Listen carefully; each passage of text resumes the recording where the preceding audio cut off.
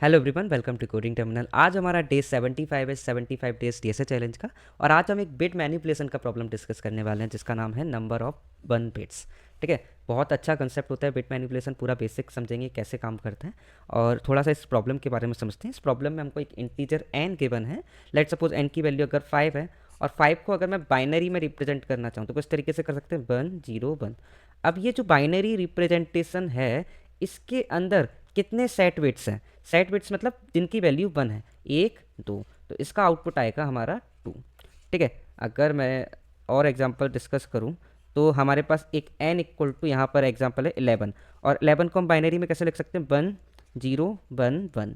ठीक है, इस तरीके से लिख सकते हैं बाइनरी में। अब इसके अंदर कितनी बिट्स हैं, 1 2 3। साइड बिट्स कितनी है, 3। तो इसका आउटपुट है 3। थोड़ा सा दिमाग लगाओ किस तरीके से ये प्रॉब्लम हम सॉल्व कर सकते हैं। मैं एक बार ब्लैक बोर्ड ओपन कर लेता हूँ। Let suppose n equal to अगर 4 होता, ठीक है, तो 4 को हम बाइनरी में किस तरीके से लिख सकते हैं, 1 देन 0 0, इस तरीके से लिख सकते हैं। ठीक है, और इसमें नंबर ऑफ सेट बिट्स कितनी है, 1। तो इसका हम आंसर क्या रिटर्न करेंगे, 1। तो थोड़ा सा हम कंसेप्ट डिस्कस करते हैं। हमारे पास कुछ बिट वाइज ऑपरेटर्स होते हैं, बिट वाइज ऑपरेटर्स होते हैं, हम उनके बारे में डिस्कस करते हैं। सबसे पहले हमारे पास एक एंड बिटवाइज ऑपरेटर होता है, एक और बिटवाइज ऑपरेटर होता है, और एक होता है हमारा लेफ्ट फॉरवर्ड, एक होता है राइट फॉरवर्ड एरो। ठीक है, अब समझते हैं एक एक करके किस तरीके से ये काम करते हैं।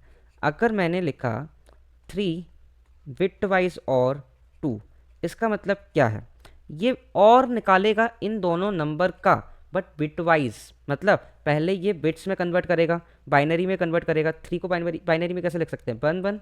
एंड 2 को किस तरीके से लिख सकते हैं, 2 को किस तरीके से लिख सकते हैं हम, 1 0। अब ये एक एक करके बिट और करेगा, देखो एक एक करके एंड ऑपरेशन परफॉर्म करेगा। 1 एंड 0 क्या होता है, 1 एंड 0 क्या होगा, 0। ठीक है, 1 एंड 1 क्या होगा, 1। इसका आंसर क्या आएगा, 2। यानी 3 एंड 2 किया हमने बिटवाइज, तो आंसर आया 2। ठीक है, अब एक बार और ऑपरेटर भी देख लेते हैं। 3 और 2 लिखा, इसका मतलब बिटवाइज और करेगा, 1 1 और 1 0। देखो 1 एंड 0 का और क्या होगा, 1 1 एंड 1 का और 1। ठीक है, तो और करने पे हमारा बिटवाइज और कितना आएगा, 3। ठीक है, सही में आया। अब ये क्या करता है, लेफ्ट शिफ्ट, ये क्या करता है देखना। अगर मैंने लिखा 3 लेफ्ट शिफ्ट 2, इसका मतलब ये है जो 3 की बाइनरी रिप्रेजेंटेशन है ना, 3 का बाइनरी रिप्रेजेंटेशन क्या है, 1 1। इसको लेफ्ट साइड शिफ्ट कर देगा, मतलब इसको अगर लेफ्ट साइड शिफ्ट किया तो यहाँ पर इसके आगे 2 जीरो आ जाएंगे। ठीक है, और राइट साइड शिफ्ट में क्या होगा, लेट सपोज मैंने लिखा 5 5 डबल एरो 1, इसका मतलब क्या है, right side 1 shift 1 bit shift कर दो। 5 का बाइनरी रिप्रेजेंटेशन क्या होता है, 1 0 1। अगर इसको राइट साइड शिफ्ट किया जाए, देखो एक हर एक नंबर 32 बिट्स में रिप्रेजेंट किया जाता है, तो इसके आगे जितने भी बिट्स होंगे वो सारे 0 0 होंगे। और इसको अगर राइट साइड शिफ्ट कर दिया जाए तो ये क्या बन जाएगा, ये वाला 1 हट जाएगा, तो 0 0 0 सारे 0 0 होंगे, इसके आगे क्या होगा, 1 0। ठीक है, सही में आया। इसको एक बिट आगे शिफ्ट कर दिया, इसका मतलब भी सही में आ गया होगा। तो अब थोड़ा सा हम क्वेश्चन वापस से डिस्कस करते हैं। Let suppose N equal to let suppose 5 given है। 5 को किस तरीके से रिप्रेजेंट कर सकते हैं, 1 देन 0 देन 1। इसमें नंबर ऑफ सेट बिट्स पता लगाना है। अगर मैं 1 0 1 का एंड ऑपरेशन परफॉर्म करूं विद 1, ठीक है, क्या होगा, ये पता लगाएगा कि लास्ट बिट सेट है कि नहीं। अगर इसका आउटपुट 1 आता है, इसका मतलब ये कि लास्ट बिट सेट है, क्योंकि ये जो 1 है, 1 बिट कैसे रिप्रेजेंट करते हैं, 1 का बिट 1 ही होता है, इसके आगे सारे 0 0 0 होंगे। अगर मैं इसका एंड ऑपरेशन परफॉर्म करूं 1 0 1 से, तो ये जो है 1 बिट इसके साथ एंड ऑपरेशन परफॉर्म होगा, बाकी सारे तो 0 0 हो जाएंगे। तो इसका मतलब ये है कि अगर मैं किसी भी नंबर का एंड ऑपरेशन निकालूं विद 1, ये हमको बताएगा उस जो नंबर है ना उसकी आखिरी बिट सेट है कि नहीं। अगर ये 1 आता है तो 1 है उसकी आखिरी बिट, एल्स अगर 0 आता है तो उसकी आखिरी बिट 0 है। ठीक है, आई होप आपको ये चीज़ समझ में आ गई होगी। ठीक है, अब मेरे को करना क्या था, मुझे total number of set bit निकालती थी। सेट बिट का मतलब क्या, सेट बिट का मतलब ये है कि ऐसी बिट जिसकी वैल्यू 1 है। ठीक है, अगर मैंने 1 0 1, और देखो इसमें टोटल नंबर ऑफ बिट के सेट बिट कितनी है, 2। अब मेरे को ये पता है कि आखिरी बिट सेट है कि नहीं, ये तो मैं पता लगा सकता हूँ, लेकिन मेरे को total number of bit set पता लगानी है। तो सबसे पहले मैं क्या करूँगा ना, टोटल नंबर ऑफ बिट्स है कितनी, 32। और मैं क्या करूँगा, एक एक करके देखो 1 0 1 और एंड करके देखा 1 से, ये अगर 1 है तो मेरे को ये तो पता चल गया आखिरी बिट सेट है। अब मैं क्या करूँगा ना, इसको राइट शिफ्ट कर दूंगा, 1 0 1 को राइट शिफ्ट कर दूंगा 1 से, ठीक है। तो क्या बचेगा 1 0। अब एंड करके देखूंगा, अभी क्या बचा 1 0 बचा, ये मेरे को क्या देगा 0, यानी ये आखिरी जो बिट है वो सेट नहीं है। अब मैं फिर से राइट शिफ्ट कर दूंगा, राइट शिफ्ट किया तो आखिरी में 1 बचेगा। ये जो 1 0 है, देखो 1 0 को अगर मैंने राइट शिफ्ट किया तो 1 अकेला बचेगा, और मैं इसका एंड करके देखूँ 1 से तो क्या मिलेगा 1, ठीक है। जितनी बार मेरे को 1 मिल रहा है उतनी बार मैं काउंटर को प्लस प्लस कर दूंगा, और टोटल नंबर ऑफ हर एक बिट को सेट देख लूंगा, हर एक बिट सेट है कि नहीं, इस तरीके से समझ में आ रहा है। तो किस तरीके से कोड कर सकते हैं ध्यान से समझना। लेट सपोज एन की वैल्यू कुछ भी ले लेते हैं, 7 ले लेते हैं, ठीक है। तो एन की वैल्यू अगर 7 है, इसको किस तरीके से रिप्रेजेंट कर सकते हैं, 1 देन 1 1 कितना हो गया 1 2 + 1 3 + 4 7, यस, ठीक है। तो ये हमारी बाइनरी रिप्रेजेंटेशन हो गई 7 की, ठीक है। अगर मेरे को चेक करना है टोटल नंबर ऑफ बिट्स, देखो टोटल नंबर ऑफ बिट्स होती कितनी है, 32 होती है। तो मैं क्या करूँगा ना, एक फॉर लूप लगाऊंगा, i = 0 से i < 32 तक, और i ++ मतलब मैं 32 बार शिफ्ट करूँगा कौन सी बिट, जो ये n नंबर गिवन है ना, इसको बार बार शिफ्ट करूँगा राइट साइड, आई टाइम शिफ्ट करूँगा। तो ये क्या पता लगाएगा ith नंबर की बिट सेट है कि नहीं, इसका एंड ऑपरेशन करके देख लूँगा मैं विथ 1, ठीक है। अगर ये 1 है, अगर ये इक्वल टू 1 है तो मैं काउंटर प्लस प्लस कर दूंगा, ठीक है। अब थोड़ा सा कोड करके देखते हैं। देखो सबसे पहले हम क्या करेंगे ना, एक काउंटर वेरिएबल बना लेंगे, इंट c = 0 होगा स्टार्टिंग में, और एक फॉर लूप रन करेंगे, फॉर इंट i = 0 से i < 32, ठीक है, एंड i ++। ये 32 तक क्यों ही चल रहा है, क्योंकि नंबर ऑफ बिट्स कितनी होती हैं किसी भी इंटीजर में, 32 बिट्स होती हैं, ठीक है।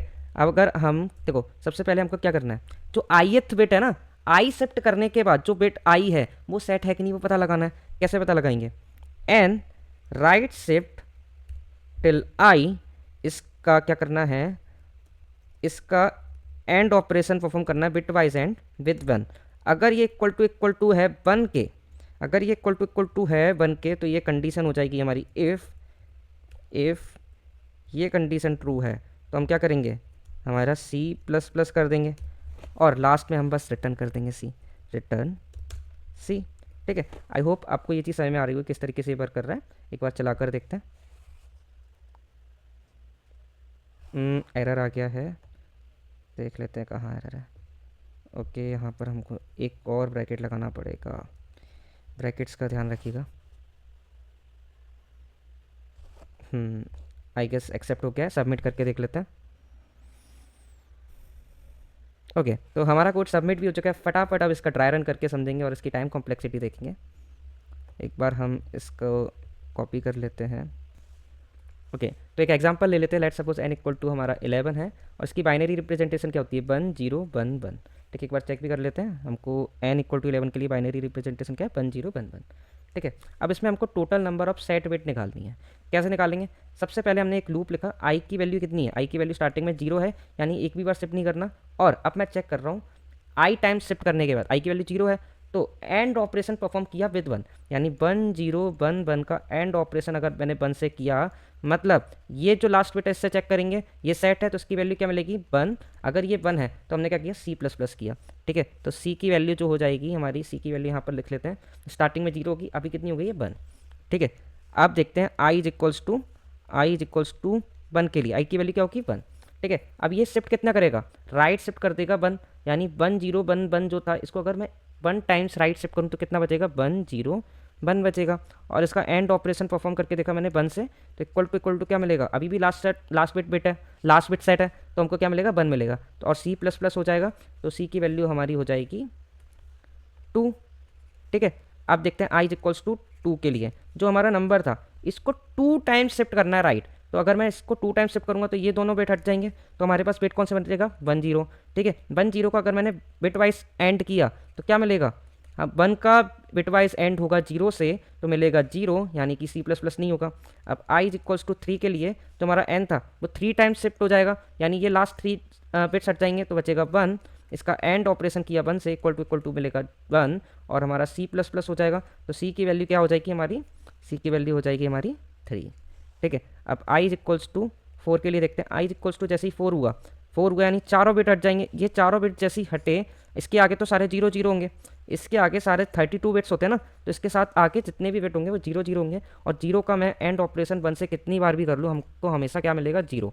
और इस बार हमारा सी प्लस प्लस होगा क्या, नहीं होगा, ठीक है। ऐसे ही i equals to 5, i equals to 6, i equals to 7, ये चलता रहेगा कहाँ तक, 32 तक, ठीक है। और लास्ट में हम क्या रिटर्न कर देंगे, सी इज इक्वल टू 3। और इस केस में हमारा जो एन इक्वल टू 11 के लिए बिट क्या थी, 1 0 1 1, ये बाइनरी रिप्रेजेंटेशन थी, इसमें सेट बिट कितनी है, 3, और हमने क्या रिटर्न किया, 3, ठीक है। आई होप आपको किस तरीके से ये कोड चल रहा है समझ में आ गया होगा।